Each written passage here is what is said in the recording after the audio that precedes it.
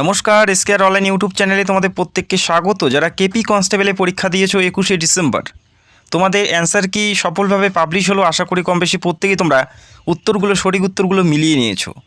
আবারও একটি আশার আলো, প্রচুর প্রার্থী কিন্তু মাঠে ডাক পাচ্ছে কেপি কনস্টেবলে। যারা ডাব্লিউবিপিতে 1 বা 2 নাম্বারের জন্য ফেল করেছো, প্রচুর প্রার্থী রয়েছে এমন। তো তোমাদের হাতে আরও একটি সুযোগ, এবং কাট অফ কেমন যাবে, কেমন যেতে পারে, অবশ্যই ভিডিওতে ক্লিয়ার করে দেবো। ডাব্লিউবিপি কাট অফ নিয়ে আমি ভিডিও করেছি, যারা তোমরা দেখেছো অস্বীকার করতে পারবে না, একদম হুবহু কিন্তু কাট অফ মিলে গেছে। এমন কিছু ব্যক্তি আছে যারা ভিডিও পাওয়ার পরে ভুলভাল কমেন্ট না করলে হয়ই না তাদের, তো তাদের কিন্তু মুখ পুরোপুরি বন্ধ হয়ে গেছে। যে কাট অফটি আমি বলেছি, যখন রেজাল্ট পাবলিশ হলো বিষয়টা পুরোপুরি ক্লিয়ার হয়ে গেছে। তো কেপিতে কাট অফ কেমন যাবে, কতজন মাঠে যাবে, আমি বিস্তারিত দেখিয়ে দেবো। চাইলে তোমরা, আবারও বলছি, সেই ভিডিওতেও আমি তোমাদের বলেছি যে স্ক্রিনশট নিয়ে রাখতে পারো।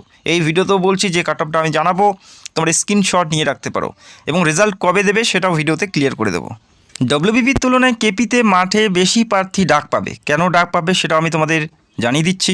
কেপিতে ডব্লিউবিপির তুলনায় বেশি প্রার্থী ডাক পাবে। দেখো, ডব্লিউবিপির যে সিলেকশন প্রসেস, প্রথমে মেন পরীক্ষা, তারপরে মাঠ এবং ইন্টারভিউ, এখানে আর কোনো ধরনের সিলেকশন প্রসেসের পার্ট নেই। এই 3টি মাত্র, অর্থাৎ একটি মাত্র লিখিত পরীক্ষার মাধ্যমে নিয়োগ করা হচ্ছে। সেক্ষেত্রে কম প্রার্থী মাঠে প্রবেশ করতে পারবে, এটাই তো স্বাভাবিক। যেহেতু কেপিতে প্রথমে প্রিলিমস থাকছে, তারপরে মাঠ থাকছে, মেন্স থাকছে, সেক্ষেত্রে এখানে প্রচুর সংখ্যক প্রার্থী কিন্তু মাঠের জন্য ডাক পাবে। কেননা প্রথমে প্রিলি পরীক্ষার মাধ্যমে প্রার্থী বাছাই হবে, তারপরে মাঠে প্রার্থী বাছাই হবে, এবং সর্বশেষ মেন পরীক্ষার মাধ্যমে প্রার্থী বাছাই করা হচ্ছে কেপিতে। এবং ডাব্লিউবিপিতে দেখো, মেন্স পরীক্ষার পর আর কোনো পরীক্ষা থাকছে না মাঠ ছাড়া। তো সেক্ষেত্রে প্রার্থী কম যাবে মাঠে ডাব্লিউবিপিতে, এটা স্বাভাবিক। এবং কেপিতে যেহেতু সিলেকশন প্রসেসটি বেশি, প্রিলিমস, মাঠ, মেন পরীক্ষা, সেক্ষেত্রে প্রার্থী বেশি যাবে তুলনামূলকভাবে ডাব্লিউবিপির। বোঝা গেল? তো সেক্ষেত্রে কাট অফ কেমন যাবে সেই বিষয়টা ক্লিয়ার করে দেবো, এবং কতজন প্রার্থী মাঠে যাবে প্রত্যেকটা বিষয়ে তোমরা জানতে পারবে। যারা তোমরা ডাব্লিউবিএসএসসি গ্রুপ সি, গ্রুপ ডির জন্য প্রিপারেশন নিচ্ছ, প্রত্যেকটা বেস্ট বুকের লিঙ্ক তোমরা ভিডিওর নিচে পেয়ে যাবে। সরাসরি তোমরা অর্ডার করতে পারো। 2026-এ আরও একটি সুবর্ণ সুযোগ, যেখানে খুব তাড়াতাড়ি কিন্তু পরীক্ষা হচ্ছে। এই মুহূর্তে তোমরা দেখতে পাচ্ছ ডাব্লিউবিপির কাট অফ 29 তারিখে ফল প্রকাশিত হয়েছে। সেই পরীক্ষার কাট অফ তোমরা অনস্ক্রিন দেখতে পাচ্ছ, যেখানে ইউআরের 48.50, এটা হচ্ছে কাট অফ ইউআরের, এবং ফিমেলের 36। এবং আমি যে ভিডিওতে তোমাদের বলেছিলাম কাট অফটি, সেটাও তোমরা দেখে নাও। রেজাল্ট পাবলিশ হওয়ার ঠিক 2 দিন আগে আমি ভিডিও করে তোমাদের জানিয়েছিলাম। দেখো, যেখানে 49 থেকে 51 আমি বলেছিলাম, যেখানে 0.50 ডিফারেন্স ছিল কিন্তু, এবং বাকি প্রত্যেকটা কাস্টের যে কাট অফ, যেটা আমি ভিডিওতে জানিয়েছিলাম, প্রায় হুবহু মিলে গেছে। ফিমেলের একটু বেশি হয়ে গেছে, যেখানে ইউআরএ 48.50, ফিমেলের 36, এসসির ক্ষেত্রে 39.25, এবং 26 ফিমেলের 26.25, এসটি প্রার্থীর 32.50, এবং ফিমেলের 27.75, এবং ওবিসি এর ক্ষেত্রে 41.50, যেখানে ফিমেলের 24.75। ওবিসি এর ফিমেলের কিন্তু অনেক কম কাট অফ ছিল। ওবিসি বির ক্ষেত্রে দেখো 41.25, আর ফিমেলের 27, এটা ছিল কাট অফ। দেখো, এটা হচ্ছে তোমাদের 85 নাম্বারের কাট অফ ডাব্লিউবিপিতে, যেটা ফল প্রকাশিত হয়ে গেছে। এবং কেপিতে যে পরীক্ষা দিয়েছো, সেখানে কিন্তু পিলি পরীক্ষা, যেখানে 100-র মধ্যে কিন্তু তোমাদের কাট অফটি নির্ধারণ করা হবে। সেখানে কিন্তু 100-র মধ্যে কাট অফটি নির্ধারণ করা হবে। এটা হচ্ছে 85 নম্বরের কাট অফ, যেটা আমি তোমাদের জানিয়েছিলাম, হুবহু মিলে গেছে। এবং কেপিতে আরও তোমাদের হাতে সুযোগ এই জন্যই বলছি, কেননা সেখানে প্রচুর প্রার্থী ডাক পাবে। তো যদি আমরা ডাব্লিউবিপির এক্সাম ডিটেলসগুলো দেখে নিই, দেখো, যেখানে টোটাল অ্যাপ্লিকেশন সংখ্যা 10 লক্ষ প্রার্থী এখানে অ্যাপ্লাই করেছিল, আবেদন করেছিল। তার মধ্যে পরীক্ষায় বসেছিল 80%, অর্থাৎ 100 জনের মধ্যে 80 জন পরীক্ষায় অংশগ্রহণ করেছিল, বাকি 20% অ্যাবসেন্ট ছিল।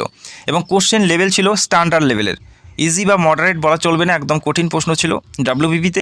এবং টোটাল ভ্যাকেন্সিস 11,749টি টোটাল ভ্যাকেন্সিস ছিল, মেল ফিমেল অল অফ প্রত্যেকটা ক্যাটাগরি মিলে 11,749টি ভ্যাকেন্সিস ছিল। যেখানে কোয়ালিফাই করেছে 60,179 জন কোয়ালিফাই করেছে, অর্থাৎ পাস করেছে।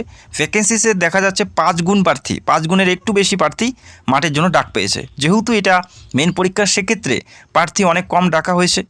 যদি এটা পিলি পরীক্ষা হতো, সেক্ষেত্রে প্রার্থী আরও বেশি ডাকা হতো, কেননা সিলেকশন প্রসেসের আর কোনো ধাপ নেই, মাঠ ছাড়া আর কোনো ধরনের ধাপ নেই প্রার্থী বাছাইয়ের জন্য। তো সেক্ষেত্রে যেহেতু মেন পরীক্ষা, সেক্ষেত্রে প্রার্থী অনেক কম ডাক পেয়েছে ডাব্লিউবিপিতে। এবং কেপিতে যদি আমরা দেখি, কেপি কনস্টেবলের ক্ষেত্রে দেখো, যেখানে টোটাল অ্যাপ্লিকেন্ট সংখ্যা 7 লাখ, মানে 7 লক্ষের মধ্যে রয়েছে অ্যাপ্লাইর সংখ্যা। যেখানে পরীক্ষা অ্যাটেন্ড করেছিল 71%, 71% প্রার্থী পরীক্ষায় বসেছিল, অর্থাৎ ডাব্লিউবিপির তুলনামূলকভাবে এখানে অ্যাবসেন্টের সংখ্যা বেশি।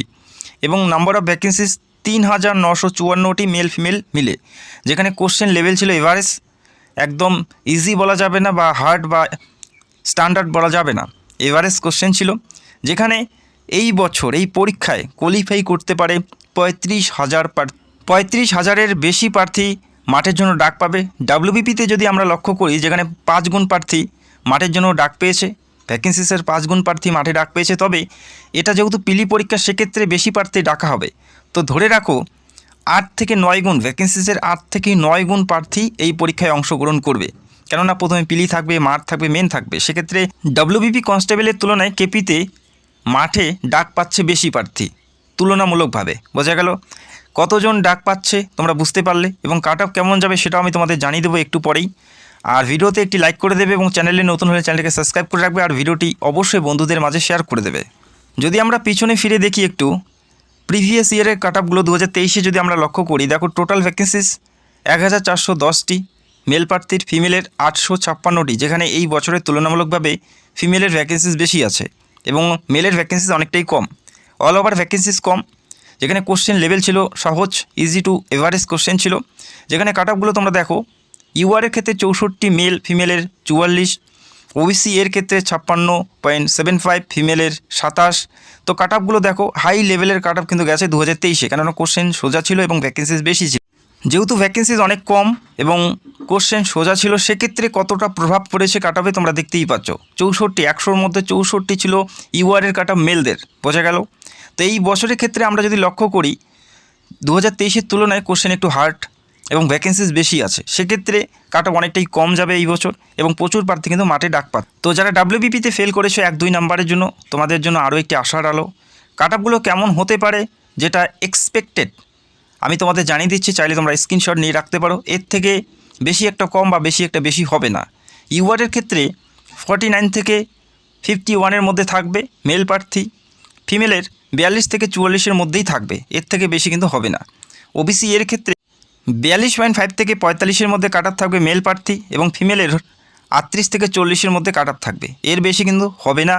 আমি তোমাদের বলে দিলাম, চাইলে তোমরা স্ক্রিনশট নিয়ে রাখতে পারো। ওবিসি বির ক্ষেত্রে 45 থেকে 47-এর মধ্যে থাকবে এবং ওবিসি বি ফিমেলের 41 থেকে 43। এসসি কাস্টের ক্ষেত্রে মেল প্রার্থীদের 42 থেকে 44-এর মধ্যেই কাট অফ থাকবে, এটা কিন্তু 100-র মধ্যে, আউট অফ 100। আর ডাব্লিউবিপিতে ছিল 85-এর মধ্যে। বোঝা গেল।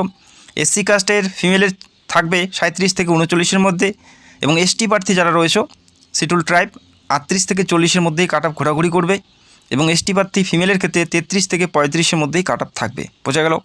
ডাব্লিউবিপিতে যে কাট অফগুলো বলেছি একদম হুবহু মিলে গেছে। তো আশা রাখছি কেপিতে যেটা জানালাম এর বাইরে কিন্তু কাট অফ যাচ্ছে না। খুব তাড়াতাড়ি ফল প্রকাশিত হচ্ছে, এই মাসেই তোমরা রেজাল্ট পেয়ে যাবে। পিলি পরীক্ষার রেজাল্ট তোমরা পেয়ে যাবে জানুয়ারির লাস্ট উইকের মধ্যেই তোমরা ফল পেয়ে যাবে, অর্থাৎ রেজাল্টটি তোমরা জানুয়ারির লাস্ট সপ্তাহের আগে তোমরা পেয়ে যাবে এবং মাঠ শুরু হতে পারে ফেব্রুয়ারি 2026 থেকে। ফেব্রুয়ারি 2026 থেকে মাঠ শুরু হতে পারে মিডিল হাফ থেকে। বোঝা গেল। আর যখনই কোনো নোটিশ আসবে সবার আগে ভিডিও করে তোমাদের জানাবো এবং যারা অ্যান্সার কি মেলাওনি অবশ্যই মিলিয়ে নিতে পারো। তো ভিডিওটি দেখার জন্য অসংখ্য ধন্যবাদ। যদি কোনো প্রশ্ন থাকে কমেন্ট করতে পারো। চ্যানেলে নতুন হলে চ্যানেলটাকে সাবস্ক্রাইব করে রাখবে। Thank you.